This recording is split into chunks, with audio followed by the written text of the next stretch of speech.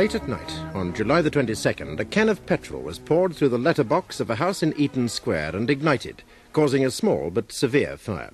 The house is owned by Mr. Jeremy Clements, prosperous managing director of an art book publishing firm. Charged with the crime of arson is 35-year-old Edward Bennington, one-time successful journalist and for the last 6 months resident in Fulchester. He has pleaded not guilty.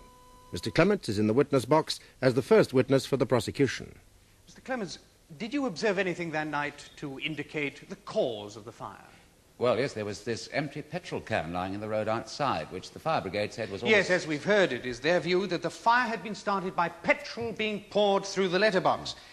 Now, did you see anything that might indicate who the culprit might have been?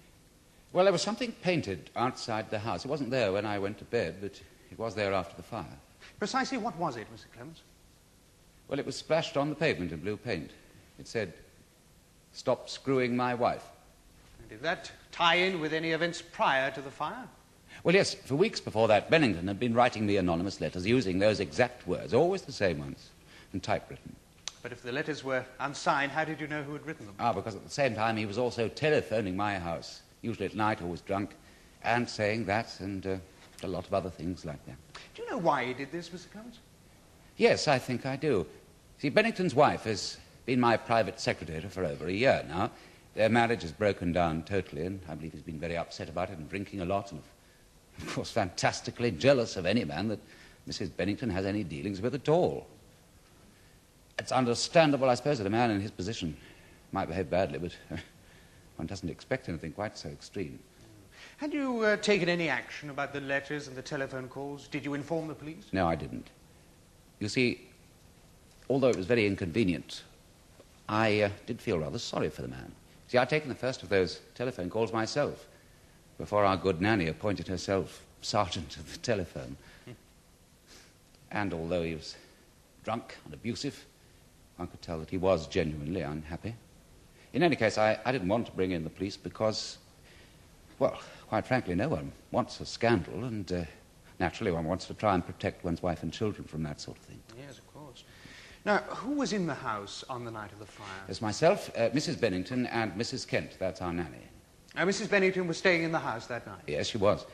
We've been having one of our twice-monthly company conferences. It's my two partners and myself. Mrs. Bennington always stays on to take the minutes for those meetings, and they generally go on rather late, so my wife's fixed up a little spare room for Mrs. Bennington's use. She stays there quite frequently. And Mrs. Clements, was she in the house on the night of the fire? No, she arrived back right in the middle of it, poor darling. Dreadful shock. The house was swarming with police and firemen. She'd been to a meeting in Coventry. And your children, Mr. Clements, were they in the house? Yeah, they were all away at boarding school now. The youngest went last September. Now, who first discovered the fire? Oh, I did. We have a fire alarm system, and I always leave the bell switched through to my room at night. And what did you do, Mr. Clements? Well, rather to my surprise, I didn't panic at all. I took one look at the fire and then decided the first thing to do was get everybody out of the house. So I woke Mrs. Bennington and Mrs. Kent and got them down the side staircase. And then I dashed back and dialed 999 and all the rest of it. Mr. Clements, I would be grateful if you tell the court if there is any foundation whatever for Mr. Bennington's accusations concerning you and Mrs. Bennington. No, absolutely none whatsoever. Mrs. Bennington is a first-rate secretary, and I'm very lucky to have her. She's a charming woman, colleague, and a friend, and nothing more. See, I have an office in St. Martin's Lane. That's the Clive's Publications headquarters. But I work mainly at home. So you see, Mrs. Bennington's become more like, well, one of the family than an employee. The children are all very fond of her, and my wife as well, and she's great friends with Mrs. Kent. How would you describe your marriage? Well, I think it's a very good marriage. We have 5 delightful children. Well, I think they are anyway, and I think I'm a very lucky man.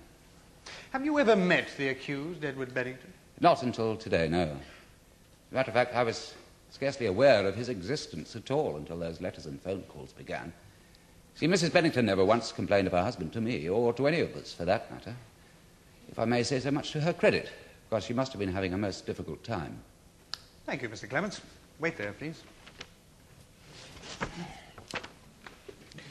Mr. Clements, how long ago was it that your wife fixed up the little spare room for Mrs. Bennington's use at your house?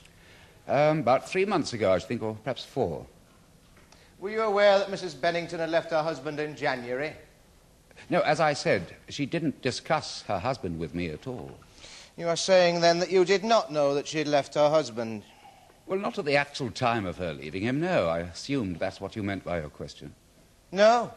I simply wanted to know whether you were aware of this fact. Well, I mean, naturally, after the telephone calls and the letters began, Mrs. Bennington told me the whole story. And that was the first you knew of her marriage difficulties? Yes, it was. You said you'd never met Mr. Bennington? Not until today, no. Mr. Clements, I'm instructed that on February the 12th, 1973, you drove Mrs. Bennington to her flat at about 1 o'clock in the morning. That you came out of her flat at approximately 3 a.m. to encounter Mr. Edward Bennington, who was standing outside the house. On that occasion, you did not speak to each other. That is a fact, is it not? No, it's simply not a fact. And that again on March the 3rd, 1973, you drove Mrs. Bennington to the same address, and on emerging from her flat, an hour or so later, you once more found my client waiting outside. On this occasion, he identified himself to you and you exchanged words. It's absolutely untrue. I may have driven Mrs. Bennington home on those dates, but I at no time went into her flat, as she will bear me out, and I never met her husband. I'm sure she will bear you out, Mr. Clements. It'd be in her interest to do so.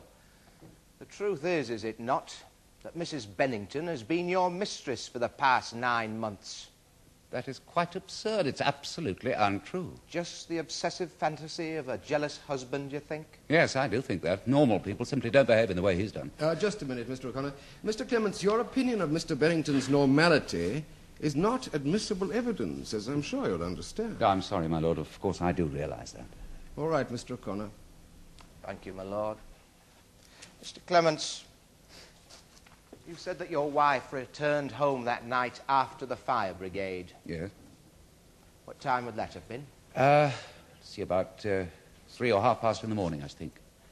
Seems a bit late to be returning from well, you said a meeting, didn't you? Yes, I also said the meeting was in Coventry.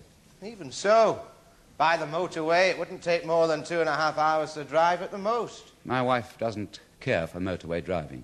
You see, we both feel, with this great brood of children of ours, we should take as few risks as possible with our own lives. I mean, we never even travel by plane, for example. Oh. It must be very tiring for your wife, all these long drives at night. Well, quite frequently. She stays overnight at the house of one of the other committee members. More often than not, would you say? Yes, I should think so.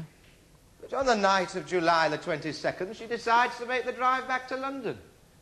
You were expecting her back, were you? Not necessarily, no. We're both very busy people. You're not always aware of your wife's whereabouts, her appointments, meetings, that sort of thing. Oh, no, it'd be virtually impossible. I wonder, in that case, Mr. Clements, if you were aware that your wife was in Newcastle at meetings on the nights of February the 12th and March the 3rd. I couldn't possibly say that without checking through her diary. And that your informal company conferences took place more often than not on evenings that your wife was obliged to visit the provinces. It may well be that her meetings sometimes coincided with our company conferences. See, I couldn't possibly tell you that without checking through both our diaries. Our company meetings took place twice a month, and my wife is frequently out of town. You've also said of your secretary, Mrs. Bennington, that you were very lucky to have her. It was not all luck, was it, Mr. Clements? Did you not, as you say, have her almost invariably on the nights that your wife was out of town? My lord, I must object not only to my learned friend's use of language, but to his persistence with this line of questioning. Mr. Clements has stated repeatedly that he had a business relationship with Mrs. Bennington and that it was entirely platonic. Yes, well, Mr. O'Connor must be allowed to develop his case, but I would be obliged if you would refrain from employing such crude expressions. The words you have used has no place in this court.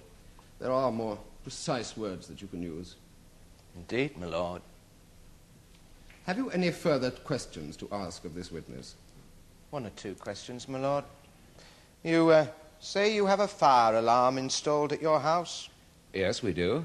It's quite new and, as it turned out, very efficient. So the fire precautions you have taken are as such as would more or less preclude any possible danger to the lives of people in the house, especially late at night. Oh, yes, I hope so, anyway. Mr. Clements, I understand that you carry a house and contents policy of near enough £100,000. My lord, what possible reason can there be for introducing this information? May we know how these matters are relevant? It's simple, my lord. My client didn't set fire to this house, so who did? Who might have a motive? Yes. Very well. Answer the question, will you, Mr. Clements? Yes, my house was insured for that sum. Certainly not over-insured. But I telephoned the fire brigade myself in time for them to limit the damage to a few £1,000s worth. I'm not short of money, Mr. O'Connor, and I did not set fire to my own house, if that's what you're suggesting. I haven't made that suggestion, Mr. Clements. I've no further questions, my lord. Mr. No Lauderdale? re-examination, my lord. Right, you may leave the witness box, Mr. Clements. I call Mr. Richard Frost. Richard Frost, please. You are Richard William Frost of 77 Marsh Street, Blackfriars.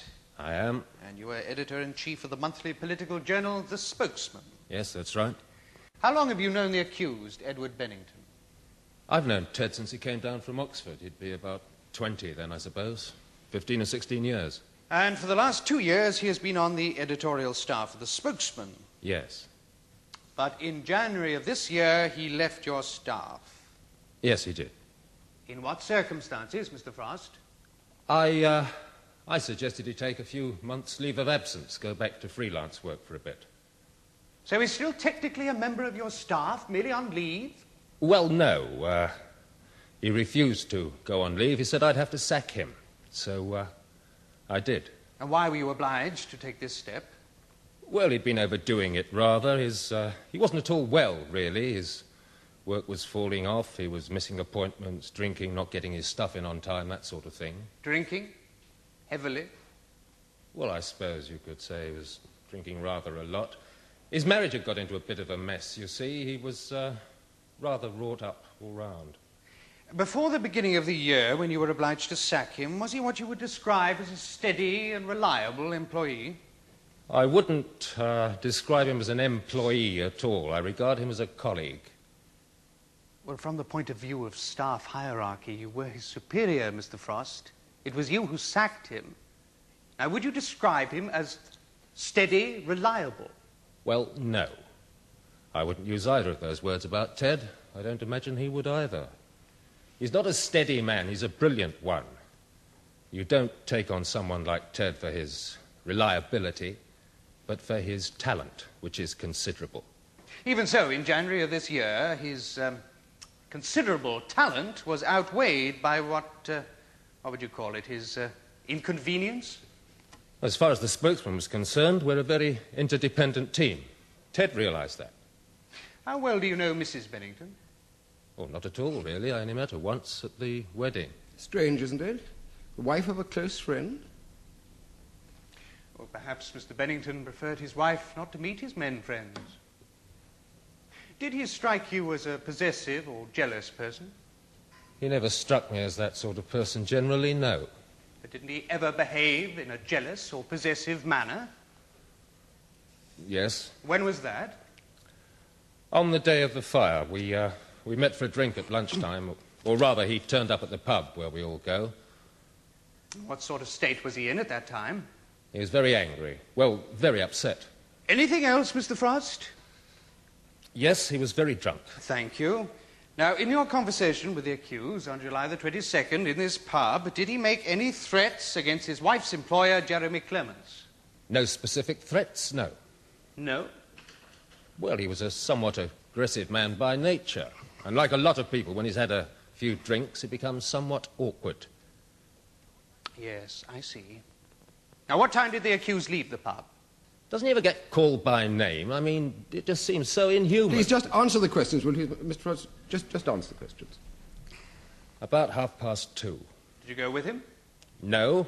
He said he was catching the 3:15 back to Fulchester. And do you know if he did in fact catch that train, Mr. Frost? No, I don't.